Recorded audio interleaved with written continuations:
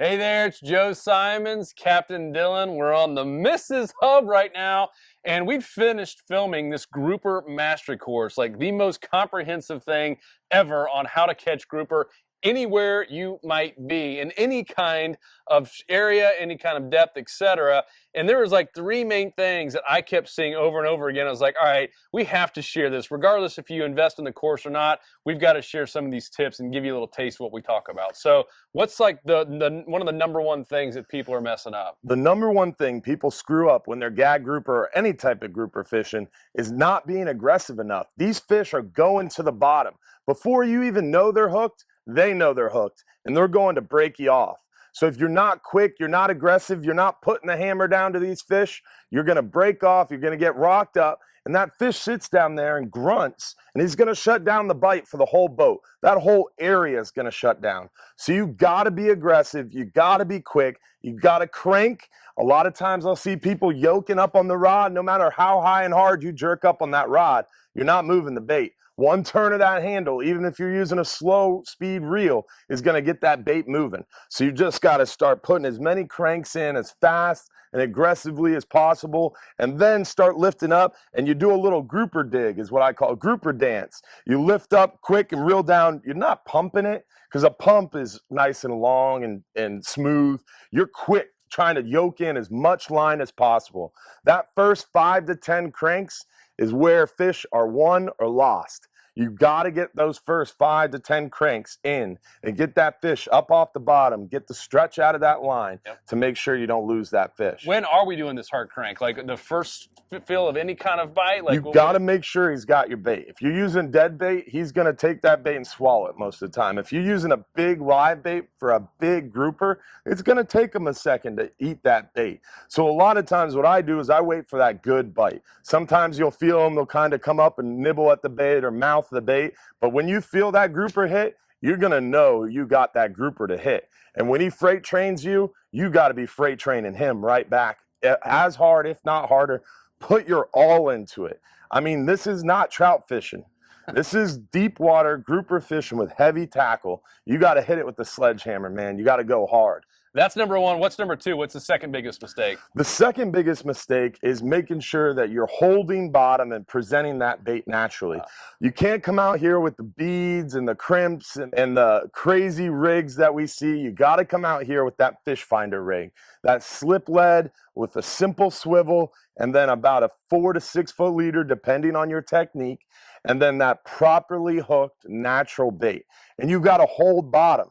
A lot of times I'll go out there, we'll see guys sitting there holding their rod, drinking a beer, talking to their buddy, and not paying attention. If I'm out there grouper fishing and that good grouper bite, I'm focused. And I'm moving with the boat. You got to dance with the boat. Lean into the side of the rail and then move your rod tip with the boat, making sure that you're keeping that lead perfectly still. One of the most groundbreaking things that I've ever done as an angler was go down there, set a chum block on the ledge, and then sit back and go negative buoyancy and just watch grouper behavior. A gag grouper, a black grouper, a big red grouper are some of the smartest, intelligent hunters there are. And they're going to do a circle or 10 around your bait and look at that bait. And if there's a hint of not looking natural or if it's moving, they're not going to hit it. You got to have that bait sitting perfectly still, that lead sitting perfectly still, that leader stretched out and looking pretty. That's how you're going to get quality grouper and a good amount of quality grouper and catch more fish. Yeah. You got to make sure that you're holding bottom, because that 6 ounce, 8 ounce, 10 ounce lead, if it's moving up and down off the bottom because you're holding your rod tip steady, even if it's flat calm out there, the boat's still moving. So if you're not moving your rod tip with the boat, keeping that line tight enough to feel that lead, but not tight enough to disturb that lead on the bottom, you're no way going to get that grouper to bite. Yeah, I love it. And I think what I came away with after watching all this in the course is that you're like active fishing. Like this is not sitting back and having the beer. The beer's need to be on the boat Oh for yeah. after the fact, like when you're celebrating all the fish, in the Yeah. cooler. But I mean, I watch you, like it is intense. Like you are literally like active bait fishing. I mean, live Yeah. bait fishing when the bait's down there. Like it is. And a lot of people have that misconception about offshore deep sea fishing is, oh, you just drop your line straight in and you wait Right. for the bite. That's not how it works. You got to constantly be actively fishing. I like to keep my thumb and forefinger on the line. That's another really, really big mistake I see people use, is they're using these big broomstick heavy reels for these big grouper in deep water.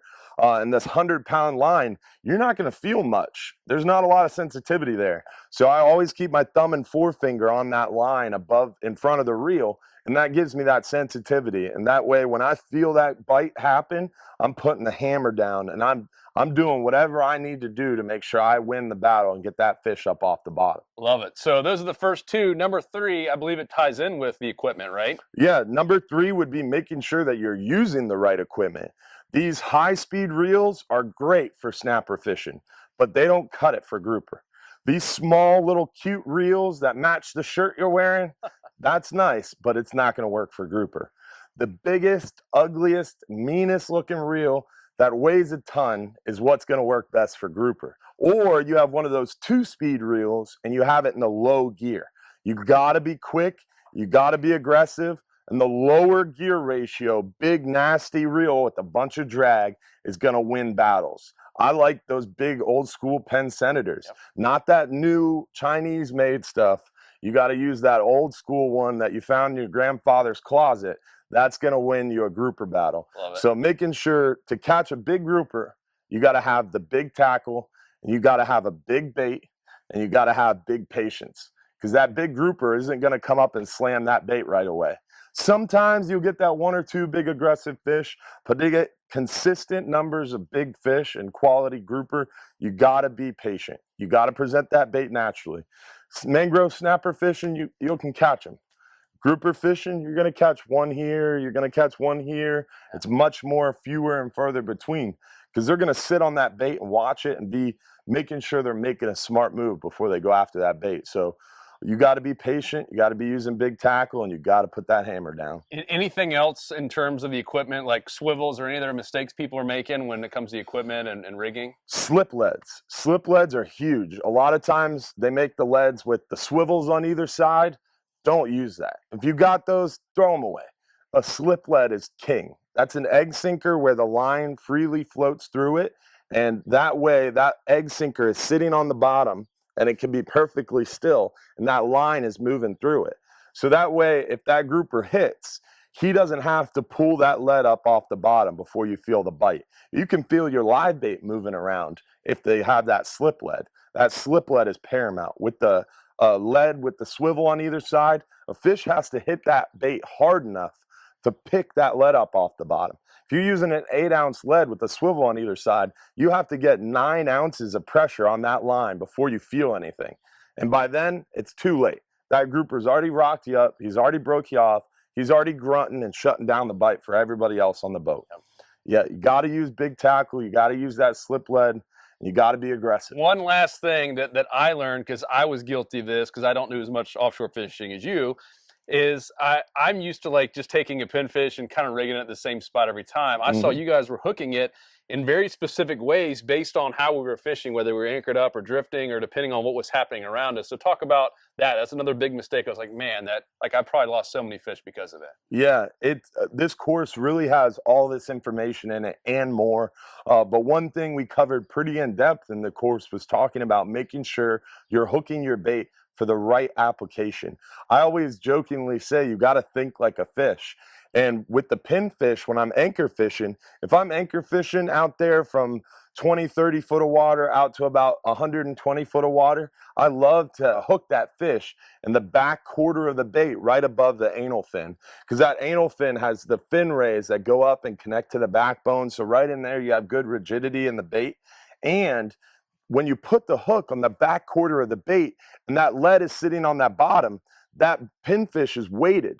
So when that hook is in the back quarter, that pinfish is weighted like this. So the lead's holding him down to the bottom, and he's just struggling to get up to the surface. And so he's going to do a dance around your lead, struggling like that and just ringing the dinner bell. But you also, with that, have to make sure that you're slowing that bait down to the bottom. Because as that lead goes down to the bottom, he's going to drag that pinfish down backwards, and it's going to spin. It's going to drown the bait. By the time you get to the bottom, you're going to be tangled up and your bait's dead.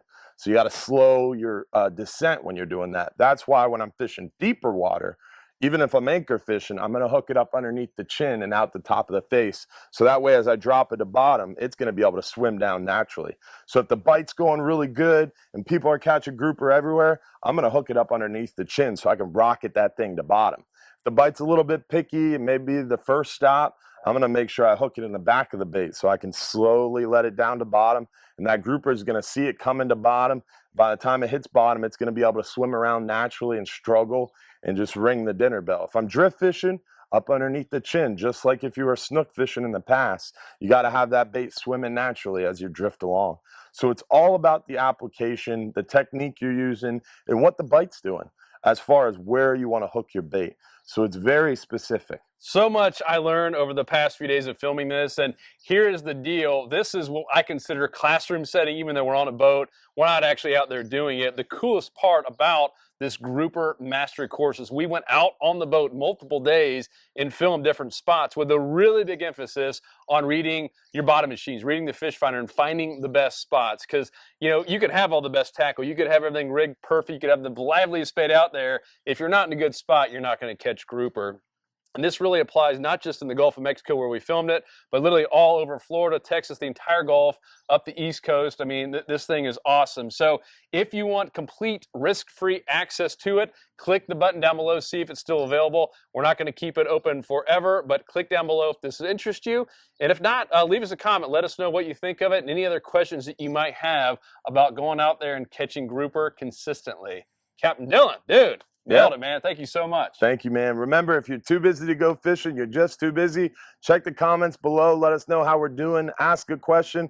I'll be sure to answer it. And we look forward to you joining the course and learning more and catching more fish. That's right. Tight lines.